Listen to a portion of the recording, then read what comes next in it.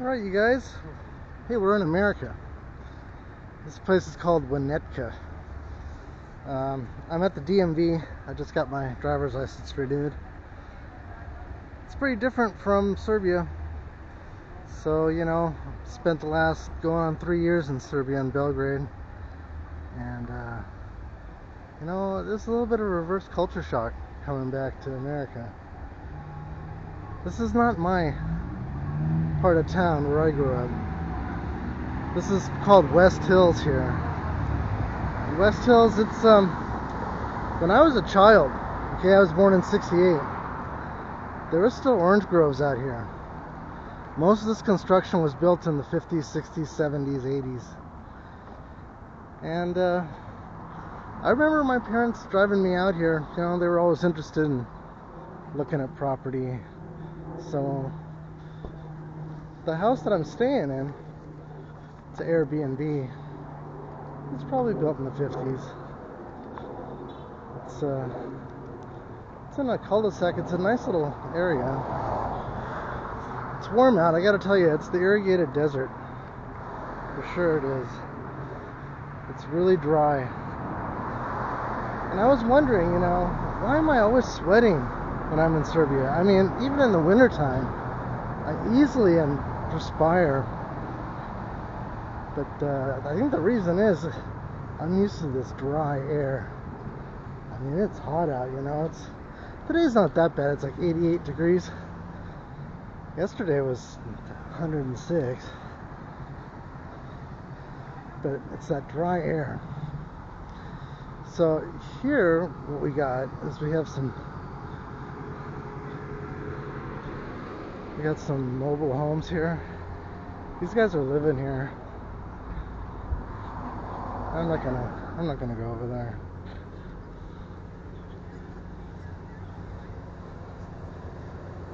Yeah, there's a lot of stuff that so many people have been affected by, COVID lockdown, and then just lots of people lost their jobs, and the high cost of living here, it's ridiculous. I mean, I'm renting a room, sharing the house with a really nice woman, but still, it's not my house. It feels weird, She's like, yeah, here's the kitchen, here, just cook and do whatever. It's weird. It just feels weird for me. But, I'm renting that Airbnb, $2,000 for this one room for a month. I mean, that's a top of the line penthouse in Belgrade, or 4 months rent, at an average place.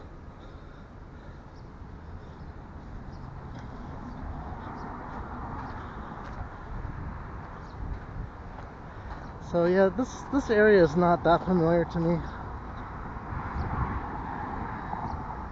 I mean, you can see the palm trees. That palm tree right there, I forget what they call that one, but the only one that's a native here is called the royal palm. That's not it.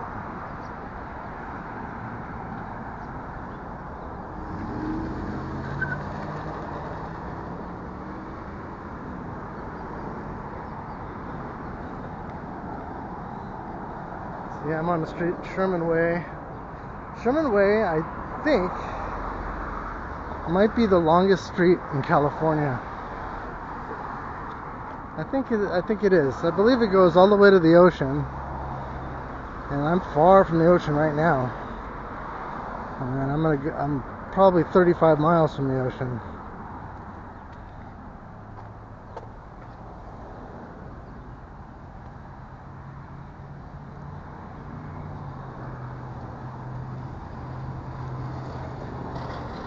Yeah, this tree, this is called a pepper tree. And those are bougainvillea, but they're not blooming. Some are blooming.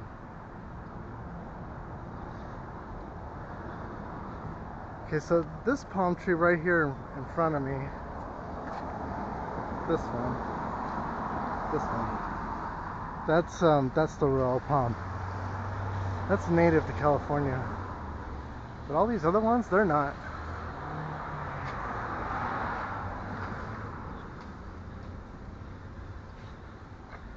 Yeah, I would have never come out here, honestly, when I was living in Southern California. I mean, so rarely, I don't even know for what. But lots of people live out here, and I would say it's a Hispanic kind of influenced area. I haven't seen any of those, any kind of riots or anything since I've been here. I've seen some windows of vehicles where there's, you know, F ICE, that kind of thing.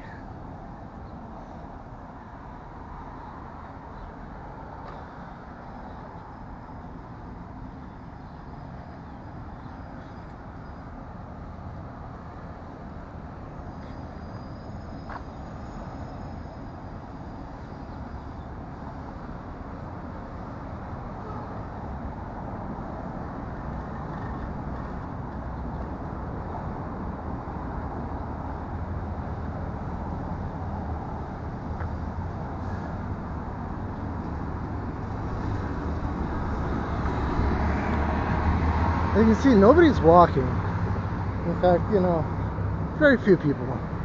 And when you are walking, when people look at you like you're a scoundrel or up to something. But these streets out here, they're so big you could fly, you know, land a plane on them.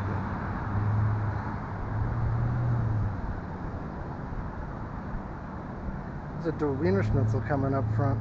You know, that was always one of my favorite fast food things. Corn dog, chili dog.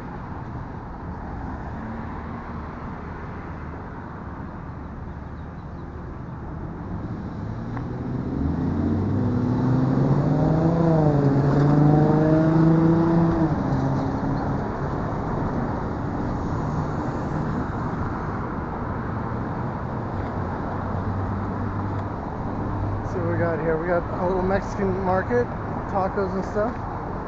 Urgent care. Really bad pizza, Little Caesars. Some insurance place, K-food, so that's like Korean barbecue. Dentist and a Mexican restaurant. Larry H. Parker. I think he passed away recently.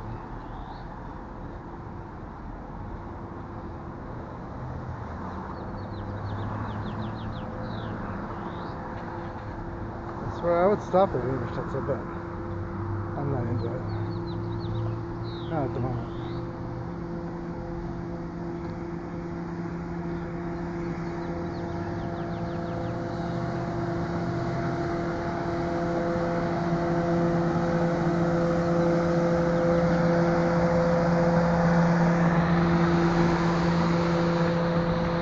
So you definitely need a car to live in Southern California.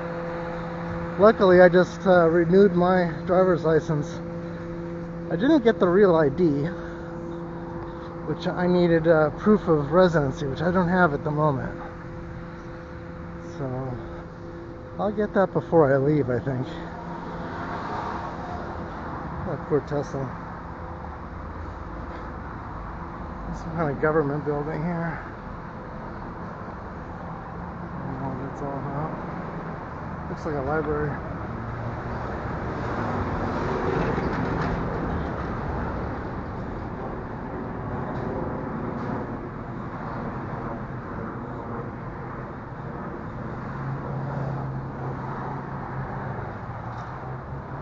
Ah, see? It's a library. I know my LA architecture styles.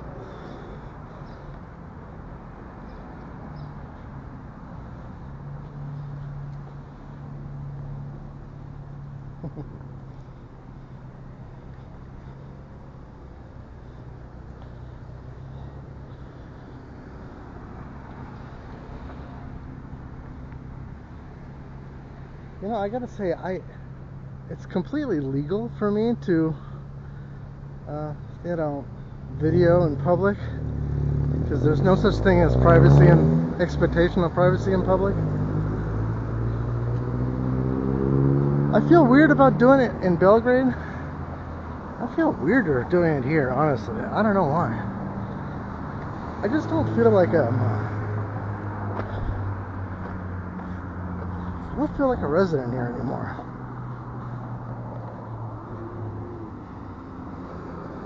And there's a distinct smell of weed, of marijuana in the air, just all the time. And it's not from people smoking it, it's from either grow facilities, like a warehouse that's growing it, or from dispensaries, which there's a lot of them. And I mean, if there's anything that I do miss, I guess, or wish that was in Belgrade, would be a Walmart or some store like that, like a Target or something, because of the amount of, just the overall amount of stuff. So you're always,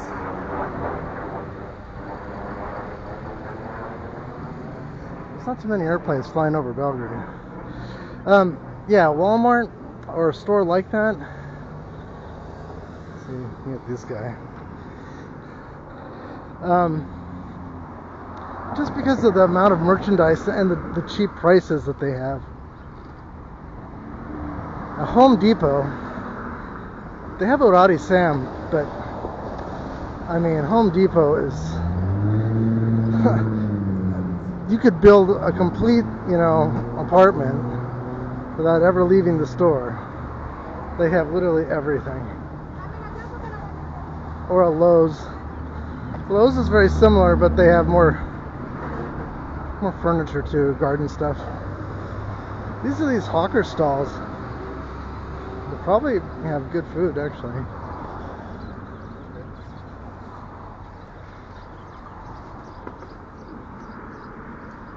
Yeah. And a dispensary. Wouldn't that be something? If Serbia had a dispensary for, at least for medical marijuana.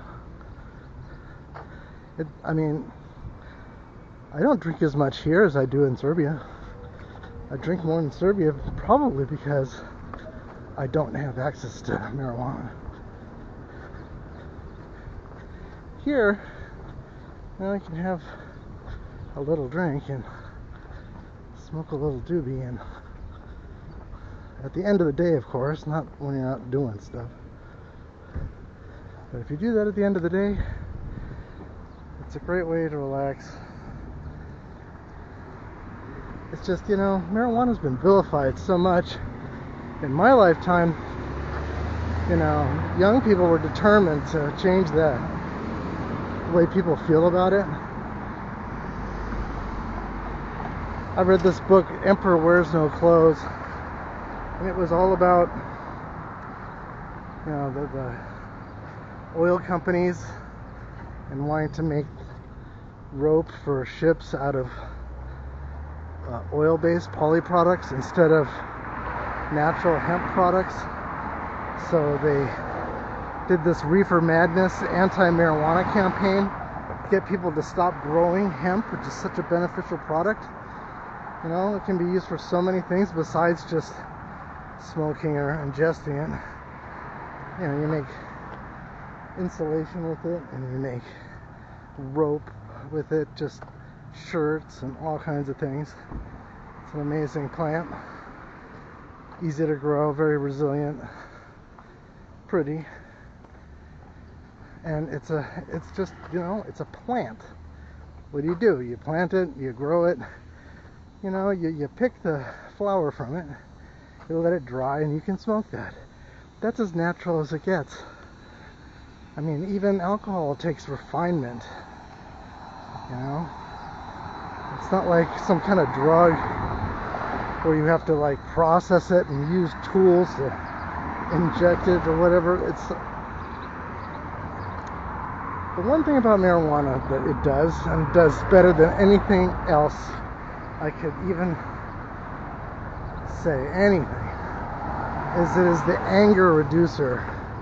If you are angry, if you are feeling perturbed, riled up, I gotta tell you, marijuana makes that just go away. At least for me.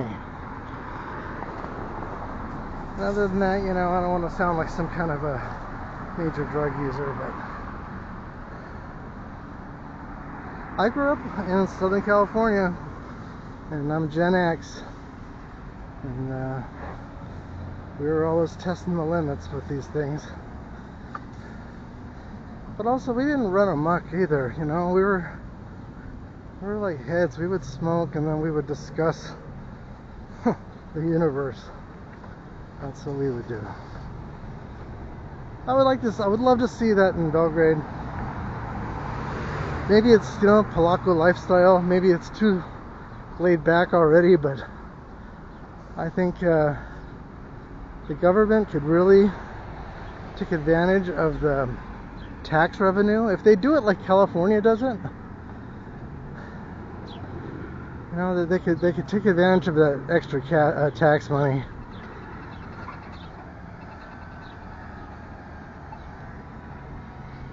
That big cell tower over there.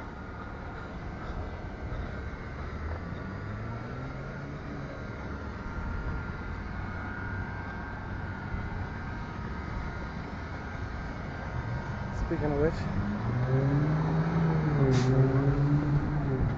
so there's a Department of Water and Power across the street there. Those are all over Los Angeles, and those are headquarters for water. So what's inside of there are a bunch of valves that come above ground that can be, you know, manually turned off when they run into some emergency.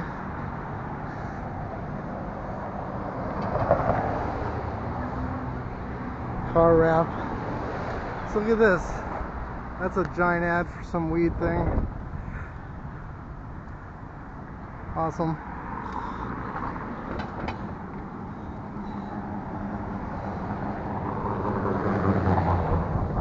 Yeah, they do wraps here and stuff for the car.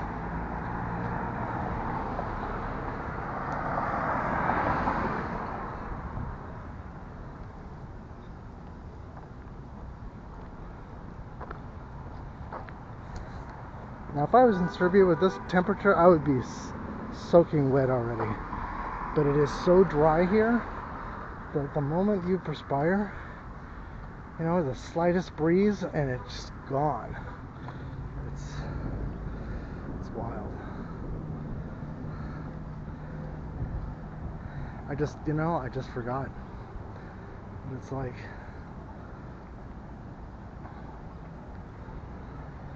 so I think there's some train tracks here where there's a few, we call it our red line and gold line. It's like the subway, but it comes above ground too. And I think that might be it. Oh, it's busway. So yeah, that's where the high-speed bus goes, and it goes blasting through all the stoplights.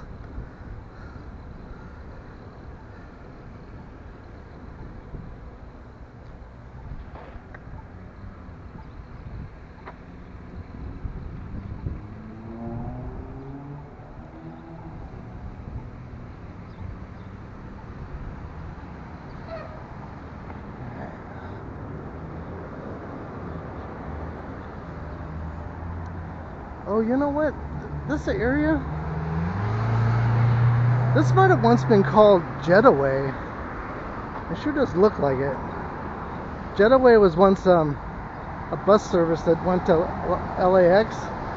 So if you were taking a plane, you could just come here and get on the bus. It might actually be that. But you see, this is not for cars. This is totally just for the bus.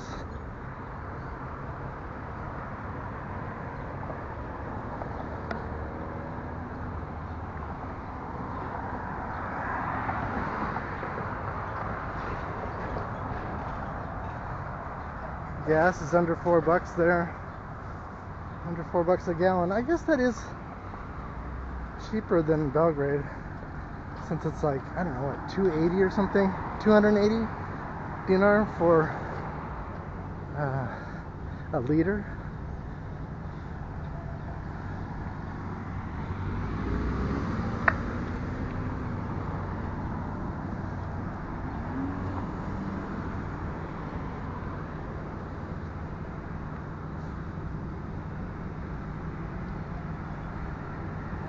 That guy on that recumbent bike.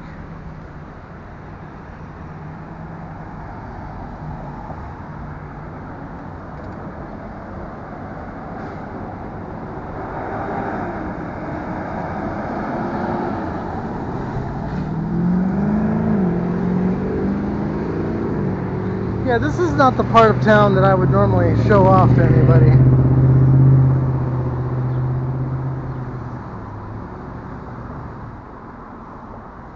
It's like driving again. I'll take you guys to my old neighborhood. Not that I even want to see it, to be honest with you.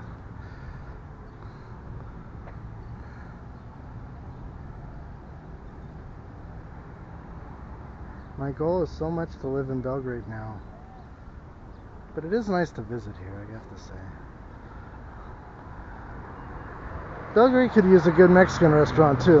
A real Mexican restaurant that has cilantro, cebolla and cilantro, and you know, good pico de gallo, good roasted salsa. You know, that's where they take the hot chilies and they actually roast them on the barbecue over the coals, so they're black, and then they peel back that skin and mix it into the salsa.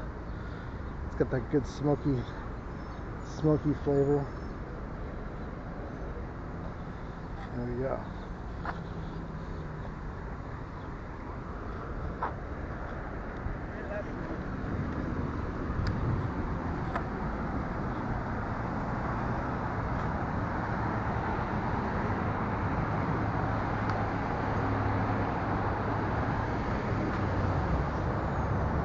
So that's the price right now.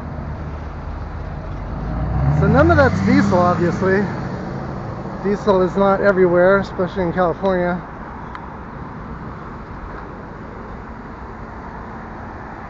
And actually, they have some gas stations have hydrogen. So that's pretty much it. It's very rare to see LP gas. It does exist, but I don't even know where I would get that.